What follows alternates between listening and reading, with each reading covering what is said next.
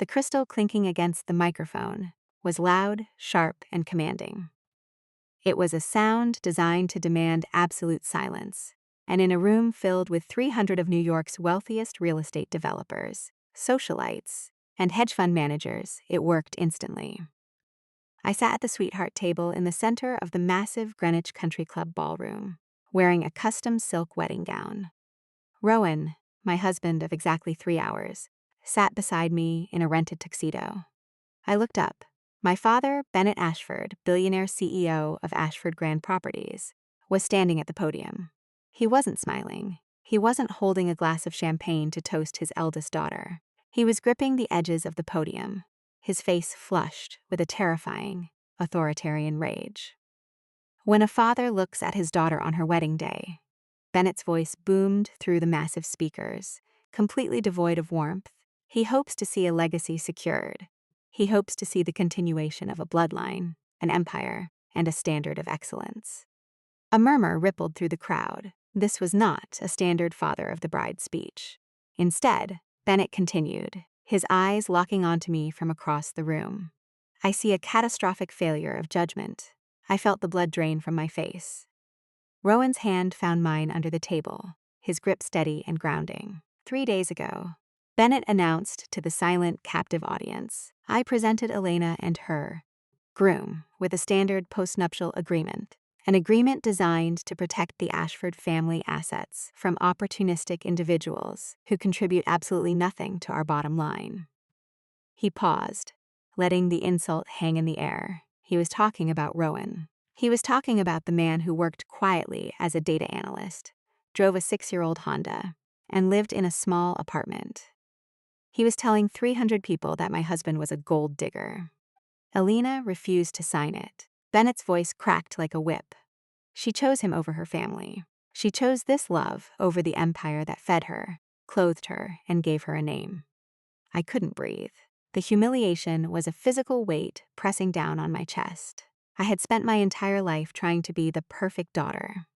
I had built a massive PR career managing the Ashford family reputation. And now, my father was burning me at the stake in front of the entire high society circle.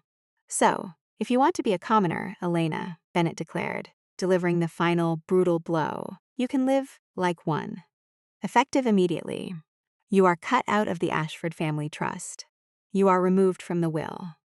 You will not receive a single cent of Ashford money for the rest of your life.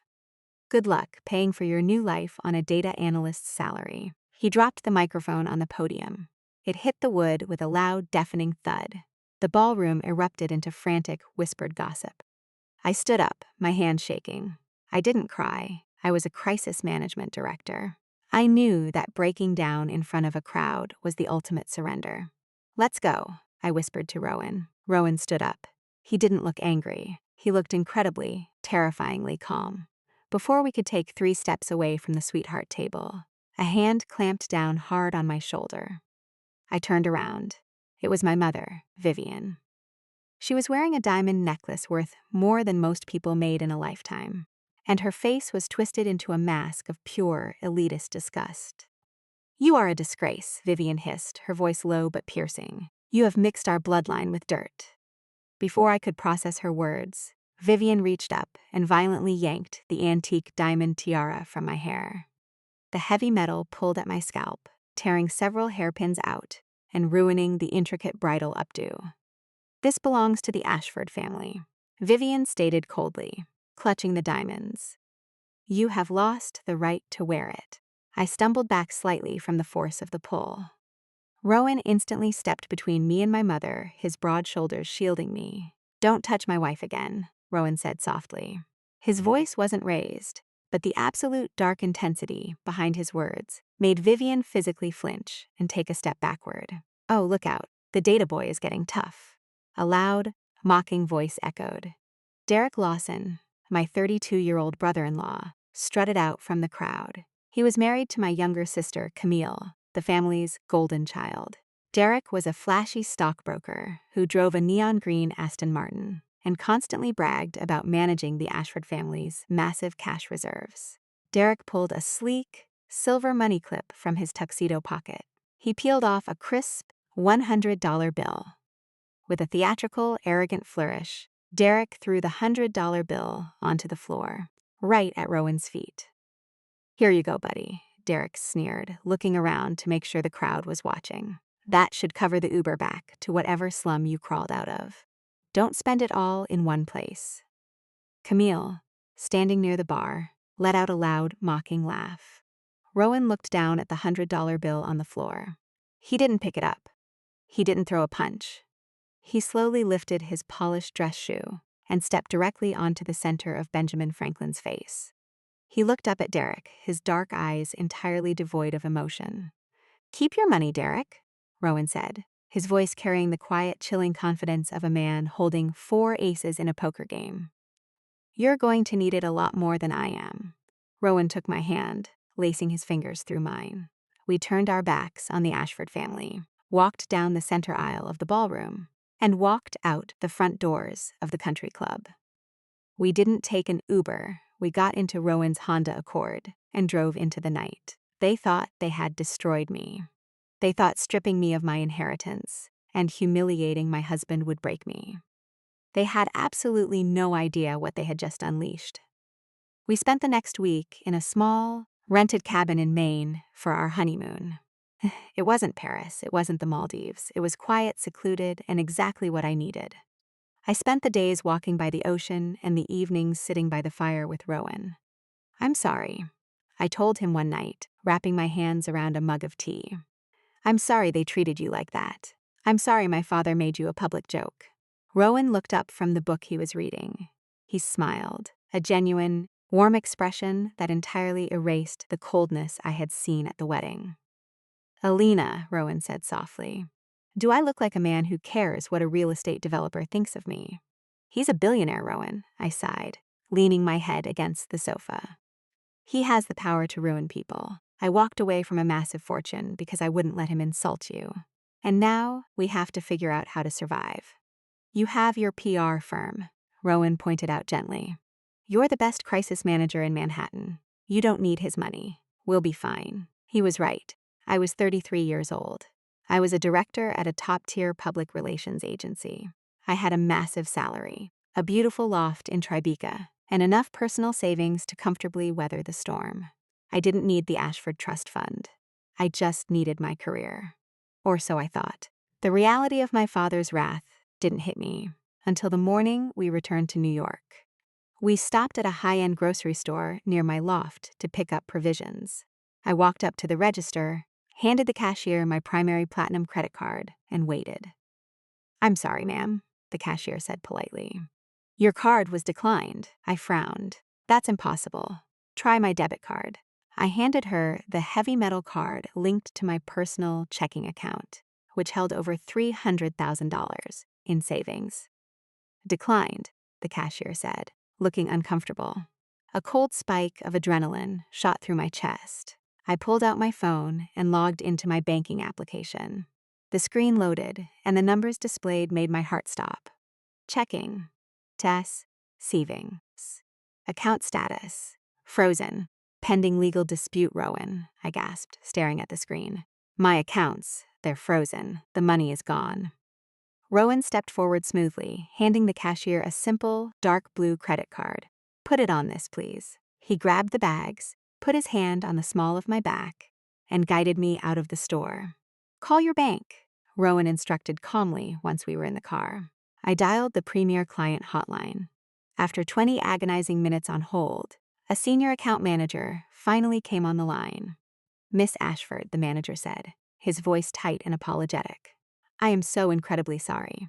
First thing this morning, we received a court-ordered injunction from Ashford Grand Properties. They are claiming that the funds in your personal accounts were corporate gifts, and they have initiated a lawsuit demanding immediate restitution. By law, we had to freeze the assets pending the resolution of the litigation." "He sued me," I whispered, the phone slipping slightly in my hand. My father hadn't just cut off my future inheritance. He had hired an army of corporate lawyers to retroactively claim that every dollar I had earned or saved while working under the Ashford umbrella was stolen corporate property. It was a completely frivolous, malicious lawsuit, But it didn't matter. The injunction froze my liquidity. He was starving me out. "It's going to be okay," Rowan said, squeezing my knee as he drove. "You still have your job. You can hire a lawyer. We can fight the injunction." I nodded slowly, trying to suppress the rising panic. Rowan was right. I was a director.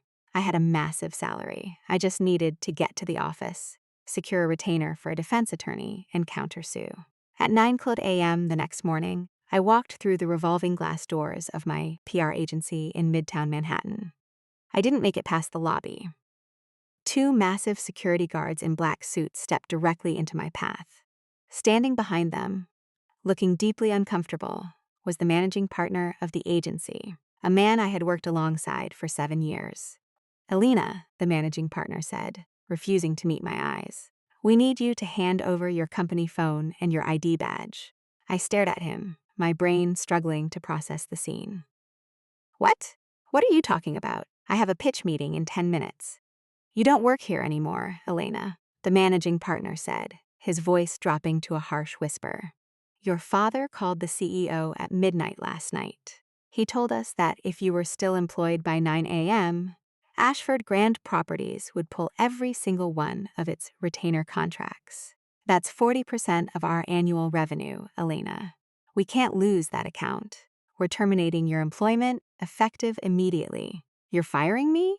I asked, my voice trembling with shock and outrage. "I built the crisis management division. I brought in half your clients." "I'm sorry," he said coldly. "Security will escort you to the door. We will mail your personal belongings." He turned and walked away. The security guards stepped forward, physically blocking me from accessing the elevators. I was escorted out of the building like a criminal. I stood on the sidewalk, clutching my purse, the roaring noise of Manhattan traffic drowning out the frantic beating of my heart. My phone buzzed. It was a text from Camille, my sister. "Dad pulled your accounts. Mom called your agency. You have no money and no job. Divorce the loser, come home, and apologize on your knees. Or enjoy the slums." I stared at the text. They thought this would break me. They thought that by systematically destroying every pillar of my independence, they would force me to crawl back to the Ashford estate, begging for forgiveness and abandoning the man I loved. They thought I was just a socialite playing business. I took a deep breath, the cold morning air filling my lungs. I didn't call my father. I didn't reply to Camille.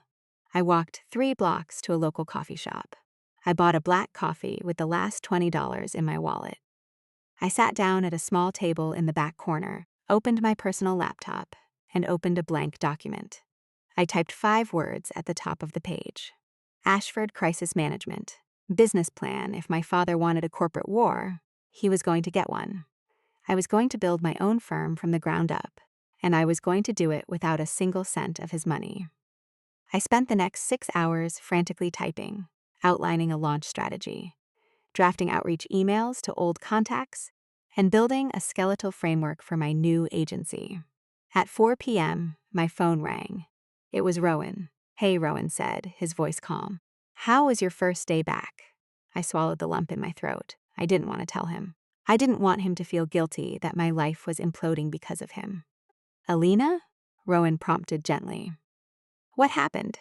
"They fired me," I admitted, my voice finally cracking. "My father threatened to pull their contracts. He froze my bank accounts. He sued me. I have absolutely nothing, Rowan. The rent on the Tribeca loft is due in 3 days, and I don't have a dime to pay it." The line was completely silent for a long moment. "Are you at the coffee shop on 42nd? Rowan asked. "Yes, stay there. I'm coming to get you." He hung up. 10 minutes later, Rowan's Honda pulled up to the curb. I got into the passenger seat, exhausted and utterly defeated. Rowan didn't drive away immediately. He put the car in park, turned to me, and took my face in his hands. "Look at me," Rowan said, his dark eyes intense and unwavering. I looked at him, fighting back tears. "Your father thinks he took everything from you," Rowan stated quietly. "He thinks he stripped you of your power, but he didn't. Your power was never in his bank accounts, Elena. It was in your mind, and he can't freeze that." He leaned in and kissed me, a deep, grounding promise of absolute loyalty. "We are going to pack up the loft tonight," Rowan decided, putting the car in gear. We're moving into my apartment in Brooklyn. You are going to start your new agency, and I am going to go to work." I nodded, feeling a small, stubborn ember of hope ignite in my chest. "Okay, let's go pack." What I didn't know as we drove across the bridge toward Brooklyn was that Rowan had made a phone call before he picked me up. He hadn't called a recruiter. He hadn't called a moving company. He had called a private, encrypted number, connecting him to the executive security detail of a massive, heavily fortified skyscraper in the financial district. "It's Cole," Rowan had said into the phone, standing outside the coffee shop while I was inside. "Initiate a full, forensic financial sweep of Ashford Grand Properties. I want every debt, every margin call, and every vulnerable asset mapped and documented by tomorrow morning. We're going hunting." The Brooklyn apartment Rowan had been renting before we got married was small. It was a one-bedroom walk-up on the 3rd floor of an older building, completely devoid of the luxury I had grown up with. But it was ours, and more importantly, my father's lawyers couldn't touch it. I spent my first 3 days in that apartment sitting at a tiny laminate kitchen table, calling every single contact I had built over the last 10 years in the PR industry. I had managed crisis communications for Fortune 500 companies, politicians, and celebrities. I knew my worth. But every time I made a call, I hit a brick wall. "Elena, I'd love to help, but we just signed a major lease with Ashford Grand Properties," one tech CEO told me, his voice tight with apology. "I can't risk angering your father. My board advised me against working with you right now," a Broadway producer said before quickly hanging up. By the end of the week, I had called over 100 people. 0 contracts. 0 meetings. I was sitting at the table, staring blankly at my laptop, when my phone buzzed. It was a text from Emma, a 27-year-old junior associate I had mentored at my old agency. She was one of the few people who still dared to speak to me. "Elena, you need to know what's happening." Emma texted. "Your mother and Camille are hosting luncheons at the country club every day. They are telling everyone that Rowan is a dangerous con artist who brainwashed you. They're telling the corporate clients that you've had a mental breakdown and can't be trusted with sensitive PR data. They are actively blacklisting you." I dropped my phone onto the table. My father was suffocating my finances, and my mother was assassinating my character.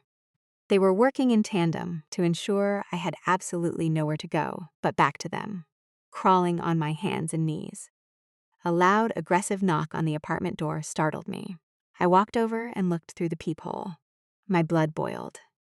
I threw the door open. Standing in the narrow, dimly lit hallway was my sister, Camille, wearing a designer trench coat and holding a massive designer handbag. Behind her stood Derek, jingling the keys to his Aston Martin, looking around the hallway with a sneer of performative disgust. "Wow," Camille said, stepping into the small living room without being invited. She looked at the worn sofa and the tiny kitchen. "I knew it was going to be bad, Elena, but this is genuinely tragic. It smells like boiled cabbage and failure. Get out of my house," I said flatly. "Relax, Elena," Derek chuckled, leaning against the door frame, adjusting his expensive Rolex. "We're just here to check on you. Bennett asked us to make sure you weren't starving yet. He also wanted us to remind you that your legal bills are going to start piling up soon. That injunction isn't going anywhere." "My legal bills are none of your concern, Derek," I shot back, folding my arms. "Everything regarding Ashford money is my concern," Derek bragged, puffing out his chest. Bennett officially handed over the management of the family's $150 million cash reserve fund to me this morning. "I'm diversifying our portfolio. I'm taking us global." He pulled out his phone, pretending to check a stock ticker, but ensuring the screen was angled just enough to show off a massive, multi-million-dollar portfolio app. "I just moved $30 million into Vanguard Horizon Offshore," Derek boasted, dropping the name of the shell company casually, clearly trying to sound like a Wall Street titan. "It's a highly exclusive fund. You know, the kind of place that requires a minimum liquid deposit that your data boy husband will never see in his lifetime." Rowan walked out of the bedroom, holding 2 mugs of coffee. He was wearing an old, faded gray t-shirt and sweatpants. He looked at Derek.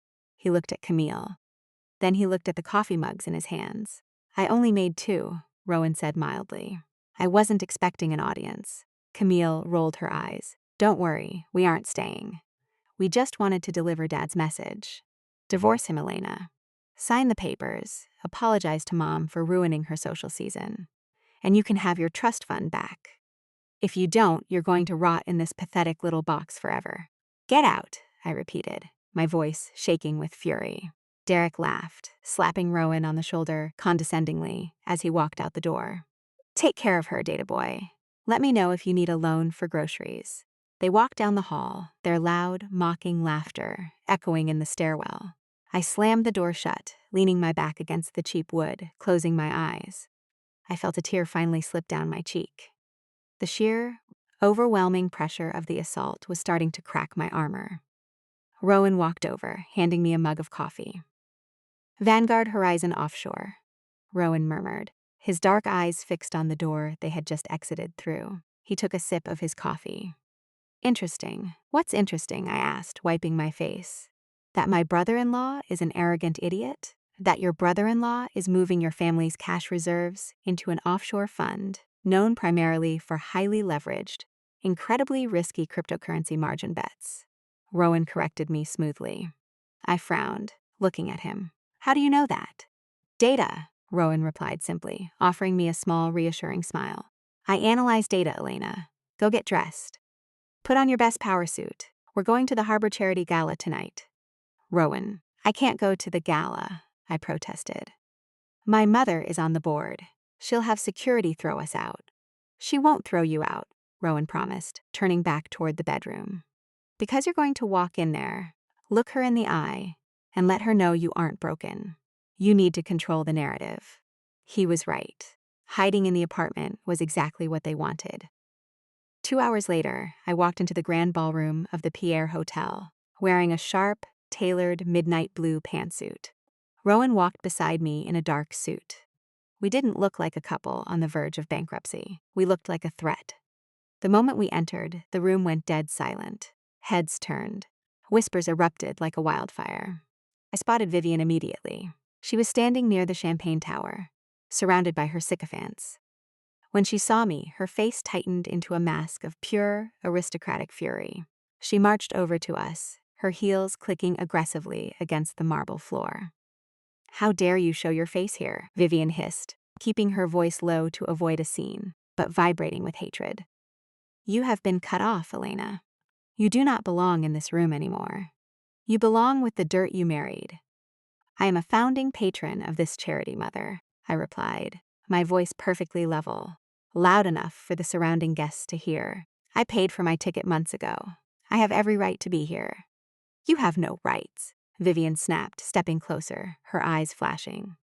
You think you can survive without us? You think you can build a PR firm? I have personally spoken to every major corporate board in Manhattan. You are blacklisted, Elena. You will never work in this city again. I will make sure of it. She was looking at me with such profound, toxic hatred that it finally severed the last remaining emotional tie I had to her. She wasn't my mother. She was a warden furious that her prisoner had escaped. You can try to blacklist me, Vivian, I said, dropping the title of mother forever. But you can't buy competence. Enjoy the gala. I turned my back on her and walked over to the bar with Rowan. We didn't stay long, just long enough to prove we weren't hiding. When we returned to the Brooklyn apartment that night, I felt a strange sense of peace. The worst had happened. They had fired all their weapons. I was completely cut off, but I was free. I opened my laptop to check my email before bed. I stopped. I blinked, rubbing my eyes, thinking I was hallucinating from exhaustion. I opened the business banking portal for my newly formed LLC, the account I had opened just 3 days prior. Current balance, $500,000. Transaction type, retainer deposit, anonymous corporate client. Rowan, I gasped, staring at the screen. Rowan, look at this. He walked over, looking over my shoulder. Looks like you just landed your first major client, Elena. Crisis management is a lucrative field, but who is it? I asked, completely bewildered. There's no name attached, just a routing number. Did you do this? Did you borrow money from someone? I don't borrow money, Rowan said, kissing the top of my head. Someone out there clearly believes in your talent. You should take me out to a nice dinner to celebrate. I was too shocked and too relieved to argue. The money was real. It was cleared. I had a $500,000 runway to build my firm and fight my father's lawsuit. The next evening, I took Rowan to an incredibly expensive, old-school steakhouse in Midtown. We sat in a curved leather booth, drinking expensive red wine, celebrating my sudden, miraculous business lifeline. As the waiter cleared our plates, I heard a loud, obnoxious laugh from the front of the restaurant. I looked up. Derek and Camille were being seated at a large table near the bar, surrounded by a group of loud, flashy finance bros. Derek was holding court, waving his hands, clearly telling a story about his brilliant investment strategies. Ignore them, Rowan said, noticing my expression. I tried, but Derek noticed us a few minutes later. He couldn't resist. He excused himself from his table and swaggered over to our booth. Well, well, well, Derek smirked, looking at our empty plates and the expensive bottle of wine. Maxing out the last of the credit cards, Elena. Or did the data boy here take out a payday loan to treat you? Go back to your table, Derek, I warned him. I'm just being friendly. Derek laughed, pulling his wallet out to pay for a drink from a passing waiter. As he pulled out a stack of bills, a folded piece of thermal receipt paper slipped from his wallet and fluttered onto our table, landing right next to Rowan's water glass. Derek didn't notice. He grabbed his drink, gave us a mocking salute, and walked back to his table. Rowan looked down at the receipt. It wasn't a restaurant receipt. It was a physical confirmation slip from an international wire transfer kiosk, the kind used for rapid, untraceable offshore movements. Rowan didn't touch it. He just looked at the numbers printed on the paper. His dark eyes scanned the routing codes, the account prefixes, and the massive dollar amount printed at the bottom. He memorized it in 3 seconds. Elena, Rowan said softly, his tone completely shifting. The warmth of the dinner was gone, replaced by a cold, sharp, predatory focus. What? I asked, startled by his tone. We need to go home, Rowan said, pulling out a $50 bill to tip the waiter. Right now. The moment we walked through the door of the Brooklyn apartment, Rowan went straight to the small desk in the corner. He opened his thick, heavily encrypted laptop. His fingers flew across the keyboard with terrifying speed. He wasn't running a spreadsheet. He was accessing a massively complex, multi-layered financial tracking algorithm. Lines of code and banking data rapidly scrolled across his screen. Rowan, what are you doing? I asked, stepping behind him. Derek dropped a wire transfer receipt from Vanguard Horizon Offshore, Rowan explained, not looking away from the screen. I recognized the clearinghouse routing prefix. It's not an investment fund, Elena. It's a high-risk, uncollateralized crypto margin exchange operating out of the Cayman Islands. He hit the enter key. A massive data web appeared on the screen, showing dozens of shell companies interconnected with the Ashford Family Reserve Fund. Your brother-in-law isn't managing $150 million, Rowan stated, his voice devoid of emotion as he delivered the fatal diagnosis of my family's empire. He's gambling it. I stared at the screen, my stomach dropping. What do you mean? According to the transaction nodes I just tracked, Rowan pointed to a massive red cluster on the screen. Derek took the Ashford cash reserves and heavily leveraged them into crypto derivatives 3 months ago. The market crashed. He got hit with massive margin calls. To cover the calls, he started pulling liquidity from the operational accounts of Ashford Grant Properties. Oh my God, I whispered, the reality crashing over me. The $150 million reserve fund is gone, Elena, Rowan said, looking up at me. Derek burned it all. Your father's company is financially hollow. Ashford Grant Properties doesn't have the cash to make payroll next month, let alone survive a market downturn. The golden child's husband, the man who had thrown a $100 bill at my feet, had single-handedly bankrupted my family's private empire while pretending to be a financial genius. Before I could fully process the magnitude of the revelation, a loud knock echoed on our apartment door. It wasn't an aggressive knock. It was firm, formal, and professional. I walked over and opened the door. A man in a cheap suit stood in the hallway, holding a thick manila envelope. "Elena Ashford," the man asked. "Yes." "You've been served," the man said, shoving the envelope into my chest before turning and walking quickly down the stairs. I opened the envelope with trembling hands. I pulled out a massive stack of legal documents bearing the seal of the New York State Supreme Court. It was a formal lawsuit filed by Bennett Ashford against Elena Ashford and my newly formed LLC. He was suing me for corporate espionage, theft of trade secrets, and violation of a non-compete clause. The lawsuit alleged that I had stolen proprietary client lists from my former agency, the agency he had forced to fire me, and used them to secure the anonymous $500,000 retainer. But that wasn't the worst part. Attached to the back of the lawsuit was a judge's signature. It was an emergency ex parte injunction. "He froze it," I gasped, dropping the papers onto the kitchen table. "Rowan, my father got a judge to freeze the new business account. The $500,000 is locked. The judge ordered me to surrender my PR license pending the investigation." Rowan walked over, picking up the legal documents. He scanned the dense legalese with practiced ease. "It's a frivolous slap suit," Rowan analyzed calmly.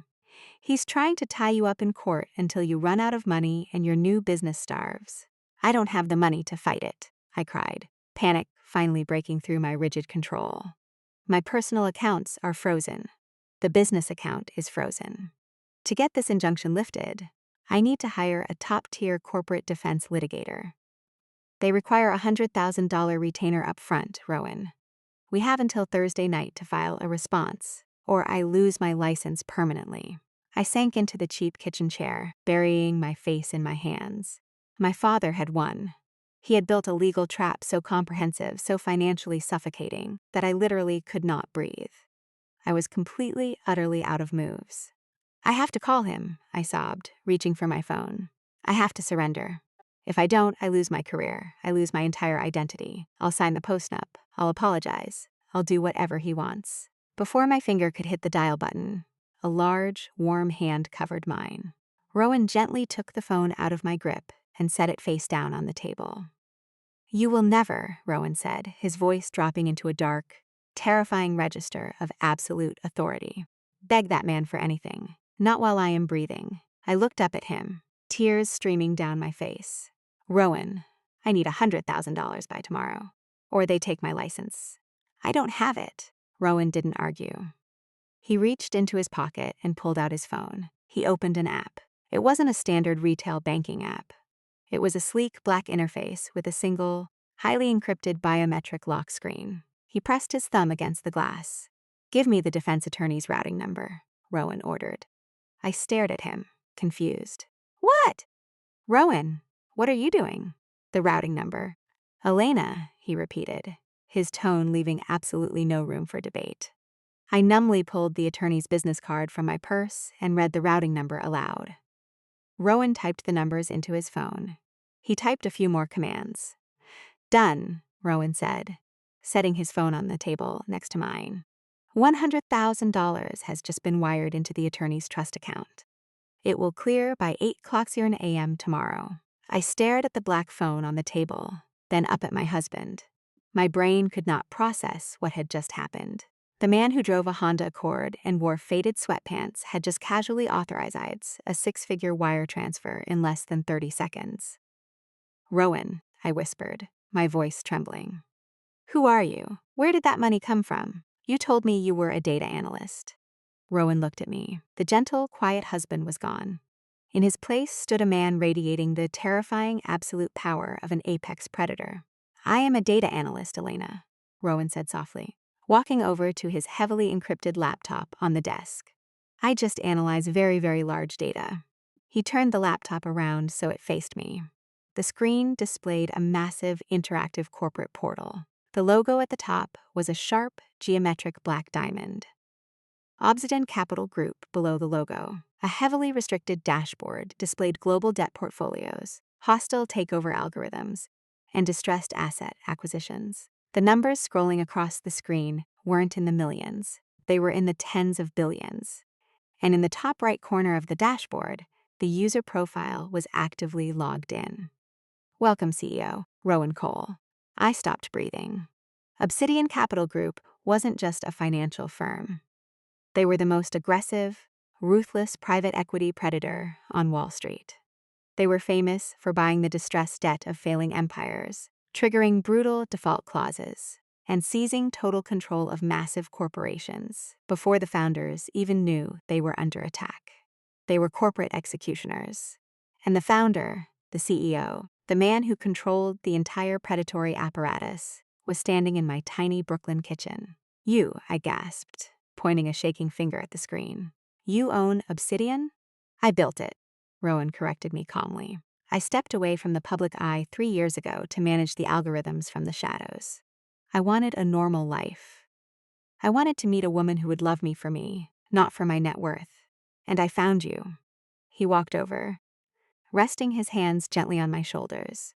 "You stood in front of 300 people and sacrificed your entire fortune to protect me from an insult," Rowan said, his dark eyes burning with fierce, protective devotion.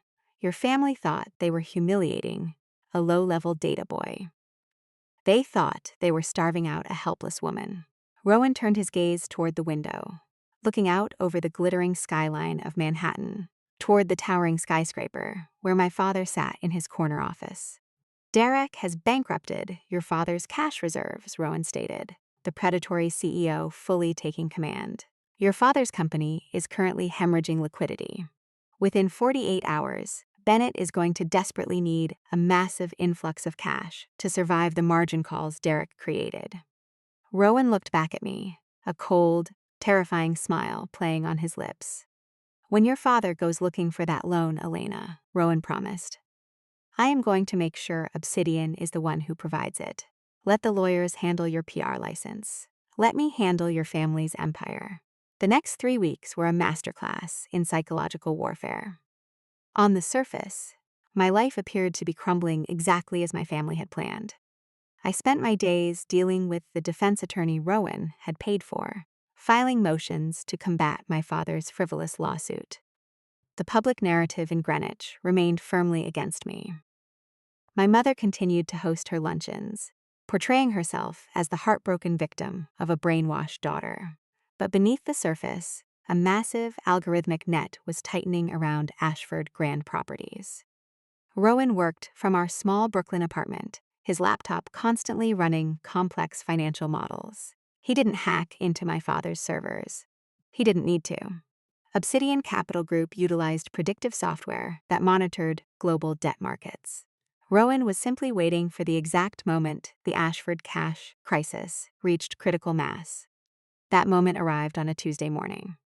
Inside the mahogany-paneled executive boardroom of Ashford Grand Properties, my father was experiencing the first true panic of his billionaire career. "What do you mean we don't have the liquidity to cover the margin calls?" Bennett Ashford roared, slamming his fist onto the massive conference table. Sitting across from him, sweating profusely in his custom Italian suit, was Derek. The reserve fund is currently tied up in highly illiquid, long-term offshore development bonds, Bennett. Derek lied smoothly, his voice shaking slightly. "If we pull the money out now, we'll face catastrophic early withdrawal penalties. We just need to weather this short-term dip." "It's a $50 million dip, Derek," Bennett shouted, pacing the length of the room. "The banks are threatening to freeze our operational accounts if we don't post collateral by Friday. I need clean assets, and I need them immediately to secure a short-term shadow loan." Bennett stopped pacing. His eyes fell onto a heavy steel lockbox sitting on the credenza. The box that held the physical deeds to the family's privately owned real estate portfolio. "The Mercer Building," Bennett said suddenly, a dark, desperate light entering his eyes. Derek frowned. "The commercial tower in Manhattan? Bennett, you don't own that. Your father left that directly to Elena in his will. The deed is in her name." "I have physical possession of the deed," Bennett argued, walking over to the lockbox. "She left it in the estate safe when she moved out. The building is unencumbered. It's easily worth $100 million. It's the perfect collateral for an $80 million bridge loan.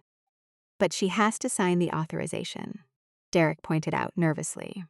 "And given the current legal hostility, she's not going to sign anything." The boardroom doors opened. My mother, Vivian, walked in. She had been standing outside, listening to the entire frantic conversation. "She doesn't have to sign it," Vivian said, her voice entirely devoid of moral hesitation. Bennett looked at his wife. "Vivian, what are you suggesting?" "I am suggesting that we save our empire," Vivian replied coldly, walking over to the conference table. She picked up a heavy, gold Mont Blanc pen. "Elena and I have identical handwriting. We always have. Give me the power of attorney authorization form." Derek's jaw dropped. "Vivian, that's wire fraud. That's federal forgery. If the bank finds out..." "The bank won't find out because we will repay the loan as soon as Derek's offshore bonds mature," Vivian snapped, glaring at her son-in-law. "Do you want to lose your Aston Martin, Derek? Do you want to lose the country club membership? Give me the form, Bennett." My father hesitated for a fraction of a second. But the terror of losing his billionaire status overrode any lingering shred of paternal conscience. He pulled the blank power of attorney form from his briefcase and slid it across the table. Vivian didn't even blink. With fluid, practiced precision, she forged my signature onto the legal document, falsely granting Bennett Ashford total control over the Mercer building. They had just crossed the line from toxic parenting to federal felonies. What they didn't know was that they had an audience. Standing in the shadows of the executive suite hallway, listening through the slightly cracked boardroom door, was Camille. My golden child sister had heard the entire conspiracy. She had heard the panic over the $50 million. She had watched her mother commit forgery. Camille didn't rush in to stop them. She didn't call the authorities. She didn't even call me to warn me. Camille walked quietly back to her office, opened her email, and drafted a message to her father. "Dad, I heard the conversation about the Mercer building. I understand the family needs to do whatever is necessary to survive. I will, of course, keep this entirely confidential. However, the stress is really getting to me. I think transferring the deed of the Aspen Ski Lodge into my name, along with a $500,000 design budget, would help me relax and forget everything I just heard." It was pure, unfiltered extortion. Bennett, backed into a corner by his own daughter, immediately authorized the transfer of the Aspen property to Camille. The Ashford family was actively cannibalizing itself, trading felonies for silence, entirely unaware that the real predator was watching them from Brooklyn. At 2 p.m. that afternoon, Bennett's CFO submitted the fraudulent $80 million loan application to a prominent shadow lending firm, using my building as collateral. They expected the approval process to take a week. It took exactly 45 seconds. Sitting in our apartment, Rowan's laptop suddenly emitted a sharp, highly distinctive chime. Rowan stopped typing. He stared at the screen. A massive red alert was pulsing across the Obsidian dashboard. "Elena," Rowan called out, his voice sharp and urgent. I walked out of the bedroom, drying my hair with a towel. "What is it?" "Did the lawyer call?" "No," Rowan said, pointing to the screen. "Your father just submitted an $80 million commercial loan application, and he used the Mercer building as collateral." I froze. The towel dropped from my hands. "The Mercer building?" "Rowan, that's impossible. That building is in my name. I would never authorize a loan for his company." "I know you wouldn't," Rowan said, his dark eyes meeting mine. "Which means they forged your signature." My stomach violently rebelled. The sheer audacity, the profound criminality of it, was suffocating. My own parents had stolen my identity, to leverage my grandfather's legacy, to save the very company they had fired me from. Before I could react, my phone began to ring. It was an unknown number. I answered it with a trembling hand. "Hello? Miss Ashford?" a crisp, professional voice asked. "This is David Vance from the Compliance Division of Apex Financial. We are conducting a routine verification call regarding the $80 million commercial loan initiated by Ashford Grand Properties. We have the power of attorney on file, but given the size of the collateral, protocol requires verbal confirmation from the title holder. Can you confirm you authorize Bennett Ashford to leverage the Mercer building?" I opened my mouth. I was a split second away from screaming, "No." I was a split second away from telling the compliance officer, to call the FBI and arrest my parents for forgery. Rowan's hand closed gently over the phone's microphone. He looked at me, shaking his head slightly. His eyes were burning with a dark, terrifying intensity. "Do not call the cops," T. Rowan mouthed silently. "Let me handle it." I stared at him. He was asking me to allow a massive federal crime to proceed. He was asking me to let my parents steal $80 million in my name. I looked at the man who had bought my lawyer. I looked at the man who had promised to take their empire. I took a deep breath, removing his hand from the microphone. "Yes, Mr. Vance," I said, my voice perfectly steady, lying to a federal lending compliance officer. "I authorize the power of attorney. The transaction is legitimate." "Thank you, Miss Ashford," the compliance officer said. "We will finalize the funding." I hung up the phone. I was shaking so badly I had to sit down at the kitchen table. "They forged my signature, Rowan," I whispered. Tears of absolute, profound betrayal finally spilling over. My own mother, my own father. They stole my grandfather's building to save themselves.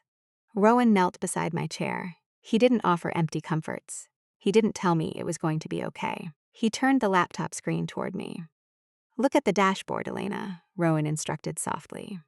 I looked at the screen. The red alert was gone. In its place was a massive green confirmation banner. Debt acquisition confirmed. 80,000. Grand Prepipis.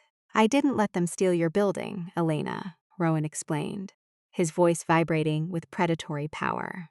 "Apex Financial is a secondary shadow lender. The moment they approved your father's loan, their system automatically bundled the debt and offered it on the private institutional market."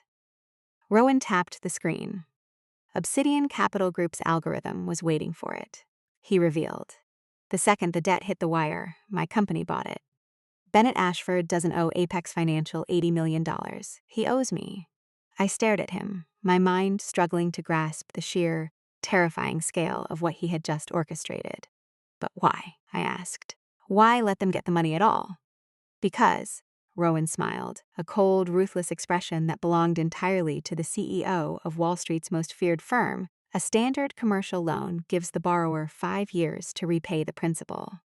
But a loan secured through fraudulent means, such as a forged power of attorney, constitutes an immediate, catastrophic breach of covenant." He stood up, walking back to the keyboard. "When a borrower commits fraud," Rowan explained, his fingers flying across the keys, "the lender has the legal right to trigger a default clause.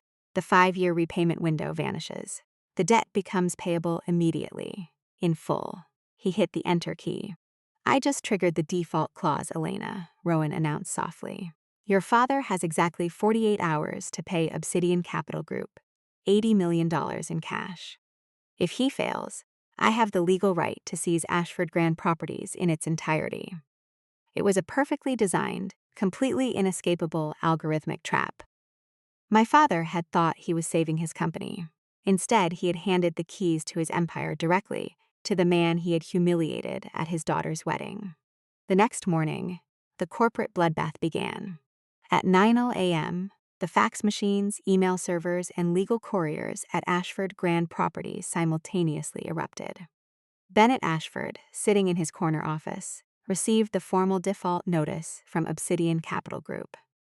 It was accompanied by an asset freeze order and a terrifyingly detailed legal brief outlining the fraudulent nature of the power of attorney. The brief didn't name Vivian as the forger. It simply stated that Obsidian possessed irrefutable proof that the signature was fraudulent, and that failure to repay the $80 million within 48 hours would result in immediate corporate seizure and the handover of the forgery evidence to federal prosecutors. Bennett panicked. He grabbed his phone, dialing the private numbers of his most powerful allies. He called senators. He called the CEOs of massive commercial banks. He called the most vicious defense attorneys in Manhattan. "I need an emergency injunction." Bennett screamed into the phone to his primary litigator. "This firm, Obsidian Capital, they bought my debt and triggered a fraudulent default clause. I need them blocked." "Bennett, listen to me," the litigator replied, his voice uncharacteristically tense. "You need to understand who you are dealing with. Obsidian is not a standard private equity firm. They are apex predators. They don't bluff, and they don't lose. If they triggered a default, they have the evidence to back it up. I cannot get a judge to block an injunction against a proven forgery charge. You need to pay them. I don't have $80 million in liquid cash, Bennett roared. I need a bridge loan from Chase. Chase won't touch you, Bennett, the lawyer informed him coldly. Obsidian just filed a public notice of default. Your corporate credit rating dropped to junk status 5 minutes ago. No bank in the world will lend you a dime while Obsidian holds a gun to your head. Pay the money or hand over the keys. The line went dead. Bennett dropped the phone. The illusion of his billionaire power had evaporated in less than an hour. His title, his country club memberships, his political donations, none of it mattered. When a true financial predator locked its jaws onto a bleeding company, the socialite world simply stepped back and watched the slaughter. Bennett ran out of his office and sprinted down the hall to the wealth management division. He burst through the double doors of Derek's office. Derek was sitting at his desk, staring blankly at a blinking computer screen, looking physically ill. "Derek!" Bennett shouted, slamming the door shut behind him. "We are under attack. Some vulture capital firm bought the bridge loan and triggered a default. They are demanding $80 million in cash by tomorrow afternoon, or they take the entire company." Derek didn't move. He didn't look up from the screen. "Derek, listen to me," Bennett demanded, grabbing his son-in-law by the shoulders and shaking him.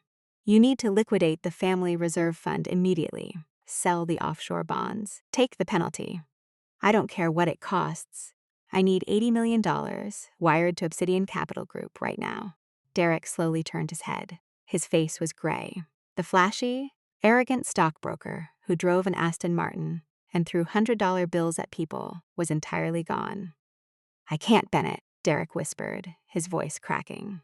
"What do you mean you can't?" Bennett yelled, spit flying from his lips. "It's $150 million. It's the safety net. Liquidate it." Derek let out a broken, pathetic sob. He slid his laptop across the desk toward his father-in-law. Bennett looked at the screen. It was the internal ledger for the Vanguard Horizon offshore account. Current balance, stat 4,500,000. Status. Margin call liquidation complete. Bennett stared at the negative number. His brain simply refused to process the information.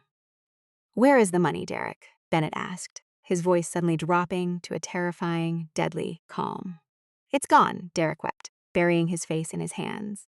"I put it into a highly leveraged crypto derivative fund. I was trying to double the reserves, but the market crashed. The margin calls hit. I tried to cover them with the operational accounts, but it wasn't enough. They liquidated everything, Bennett. The reserve fund is completely, entirely gone." Bennett Ashford, the terrifying, unyielding patriarch of the Ashford Empire, stumbled backward. He hit the edge of the leather sofa and collapsed onto it, clutching his chest. He was ruined. The cash reserves were gone. The operational liquidity was gone. And Obsidian Capital Group was waiting at the gates with an $80 million execution order. There was only one way out. There was only one possible loophole that could save him from corporate seizure and federal prison for forgery. He had to get the victim of the forgery to formally ratify the signature. He had to get Elena to sign a voluntary transfer of deed, legally blessing the theft of her own building and absolving her parents of the crime. Bennett pulled his phone from his pocket with shaking hands. He didn't call his lawyers. He didn't call his bankers. He called his wife. "Vivian," Bennett gasped, his voice trembling with sheer desperation. "Get Camille. Tell Derek to get the car. We are going to Brooklyn." The knock on our apartment door at 8 p.m. that evening wasn't the aggressive pounding of an angry eviction notice. It was a soft, hesitant, almost polite tapping. Rowan was sitting at the kitchen table, reviewing a digital stack of corporate takeover documents on his laptop. He glanced at the door, then back to his screen, entirely unbothered. I walked over and looked through the peephole. Standing in the narrow, dingy hallway of our Brooklyn walk-up was my entire family. Bennett was wearing a wrinkled suit, looking 10 years older than he had that morning. Vivian was nervously clutching her expensive handbag. Camille looked terrified, and Derek was standing slightly behind them, sweating profusely, shifting from foot to foot like a cornered animal. They had come to the slums. I unlocked the door and pulled it open, but I didn't step aside to let them in. I blocked the doorway, looking at the people who had spent the last month trying to systematically destroy my life. "Elena," Bennett said, forcing a weak, incredibly unnatural smile. "Thank God you're home. We need to talk." "There is nothing to talk about, Bennett," I replied coldly. "You sued me. You fired me. You froze my accounts. We can communicate through my lawyer." "Please, Elena," Vivian interjected, stepping forward, her eyes wide with manufactured maternal desperation. "This isn't about lawsuits. This is about family. We made mistakes. We were just so hurt that you chose him over us. But we're ready to forgive you." They were ready to forgive me. The sheer, breathtaking narcissism of the statement almost made me laugh. "I don't want your forgiveness, Vivian," I said, beginning to close the door. "Wait!" Bennett shouted, catching the door with his hand. Panic finally bled through his facade. He pulled a thick manila envelope from his briefcase. "Elena, please. We need your help. The company is under attack by a predatory firm. They triggered a fraudulent default clause. If we don't clear the title to the Mercer building immediately, we lose everything." He held the envelope out to me. "I just need you to sign this voluntary transfer of deed," Bennett begged, his voice trembling. "It ratifies the power of attorney. It proves the collateral is clean. It will save the Ashford name, Elena, please. You are my eldest daughter. You have to save us." I took the envelope from his hand. I didn't invite them in. I pulled the document out and began to read it under the dim hallway light. It was a standard deed transfer, officially signing the Mercer building over to Ashford Grand Properties. But buried on the third page, hidden in a block of dense, highly technical legal text, was an indemnification clause. "The signatory hereby ratifies all previous actions, signatures, and authorizations executed on their behalf by Vivian Ashford and Bennett Ashford, and explicitly waives any right to pursue civil or criminal charges related to the execution of the primary loan document." They weren't asking me to save the company. They were asking me to sign a legal pardon for their federal crimes. They wanted me to absolve my mother of forgery and my father of wire fraud. And they wanted me to hand over an $80 million asset to do it. "You want me to sign this?" I asked softly, looking up from the paper. "It's just a formality, Elena." Derek chimed in from the back, trying to sound confident but failing miserably. "Just sign it, and Bennett will drop the lawsuit against you. He'll even unfreeze your accounts. You and the data boy can go back to your little life, and we'll handle the big leagues." Even now, even when they were standing in a dirty hallway begging for their lives, he couldn't resist the insult. I looked at Derek. I looked at Camille. I looked at the parents who had thrown me to the wolves. I didn't argue. I didn't yell. I gripped the thick stack of legal documents with both hands, and with one swift, violent motion, I tore the voluntary transfer of deed entirely in half. Vivian screamed. Bennett stumbled backward as if I had physically struck him. I tore the papers again, ripping the indemnification clause to shreds, and dropped the pieces onto the floor at their feet. "You forged my signature, Vivian," I stated, the cold, hard truth ringing loudly in the hallway. "You stole my grandfather's building. You lied to a federal lending officer.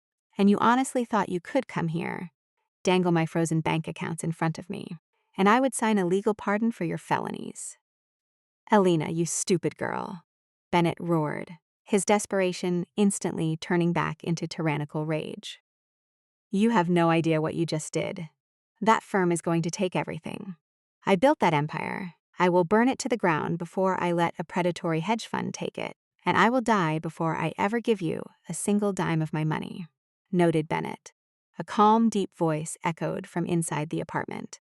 Rowan walked up behind me.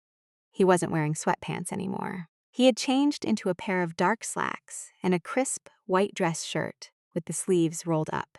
He looked relaxed, powerful, and entirely unbothered by the screaming billionaire in the hallway. Bennett glared at Rowan with absolute, unfiltered disgust. "Keep out of this, you pathetic nobody," Bennett spat. This is family business. You will never understand what is at stake here. Rowan smiled. It was a terrifying, brilliant smile. Oh, I understand exactly what is at stake, Bennett, Rowan replied smoothly. And I highly suggest you go home and get some sleep. You have a very big meeting tomorrow morning. Rowan reached forward and gently pulled the door closed, shutting it firmly in the faces of the Ashford family. I leaned back against the door, my heart pounding, looking at my husband. Are you ready? Rowan asked softly. For what? I whispered. To collect your inheritance, he replied. The next morning at exactly 9:45 a.m., the Ashford family walked into the towering glass skyscraper that housed the headquarters of Obsidian Capital Group in the financial district. I arrived separately. Rowan had left the apartment 2 hours earlier to prepare the boardroom. When I stepped off the private executive elevator onto the top floor, I was wearing a flawless, sharply tailored midnight blue power suit. My hair was pulled back, my heels clicked aggressively against the marble floors, and I carried a single thick leather folder. I walked into the massive, glass-walled boardroom. The Ashford family was already there. Bennett and Derek were sitting on one side of the long, polished mahogany table, looking incredibly tense, but trying to project confidence. Vivian and Camille sat behind them, looking deeply uncomfortable in the hyper-modern, intimidating corporate space. At the far end of the table, sitting with his back to them, facing the floor-to-ceiling windows overlooking the Manhattan skyline, sat the CEO of Obsidian Capital Group in a high-backed leather chair. When I walked into the room, Bennett's head snapped up. Elena, Bennett hissed, his eyes wide with confusion and anger. What the hell are you doing here? Did you follow us? This is a private corporate negotiation. Security. I'm not here to negotiate, Bennett, I said calmly, walking to the front of the room. I set my leather folder down on the polished table, right next to the CEO's chair. Then why are you here? Vivian demanded, standing up. Are you trying to humiliate us further? Are you trying to beg for a job from the people who are trying to ruin us? I looked at my mother, feeling absolutely nothing but a cold, clinical detachment. I'm not begging for anything, Vivian, I replied smoothly. I am just here to support my husband. Bennett scoffed loudly. Your husband? Are you insane? Your husband is a data entry clerk. He couldn't even get past the lobby of a building like this. The high-backed leather CEO chair slowly swiveled around. Rowan wasn't wearing a rented tuxedo. He wasn't wearing a faded t-shirt. He was wearing a flawless, bespoke navy blue suit that cost more than Derek's Aston Martin. His posture was relaxed, commanding, and radiating the quiet absolute authority of a man who owned the building, the air, and the lives of the people sitting in front of him. He rested his elbows on the armrests of the chair and looked directly at my father. Good morning, Bennett, Rowan said, his voice echoing in the silent, cavernous boardroom. I believe you owe me $80 million. The silence that hit the room was absolute.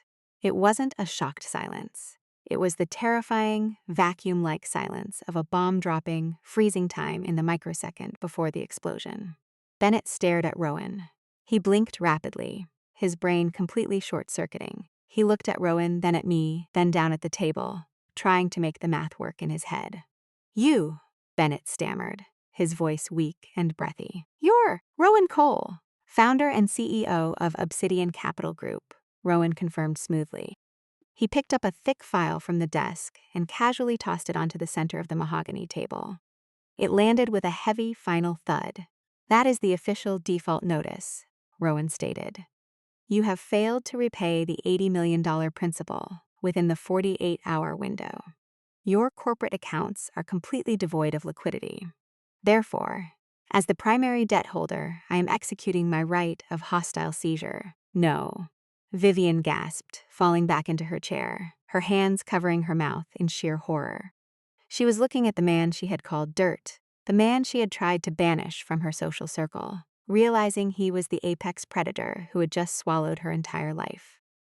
This is a trick, Derek shouted, leaping out of his chair, panic driving him to absolute delusion. He pointed a shaking finger at Rowan. He's bluffing. He doesn't own this company. He's a data analyst. He drives a Honda. Rowan looked at Derek. He didn't yell. He didn't raise his voice. He simply pressed a small button on the intercom console on his desk. "Send them in," Rowan commanded. The heavy glass doors of the boardroom swung open. 4 men in dark suits walked into the room. They weren't private security. They were wearing windbreakers with bold yellow lettering on the back. FBI behind them walked 2 agents from the Securities and Exchange Commission. "Derek Lawson?" the lead FBI agent asked, stepping into the room. Derek froze, all the blood draining from his face. "Yes, we have a federal warrant for your arrest," the agent stated, pulling out a pair of steel handcuffs. "You are being charged with wire fraud, embezzlement, and grand larceny in connection with the misappropriation of $150 million from the Ashford Family Reserve Fund via Vanguard Horizon Offshore." "What?"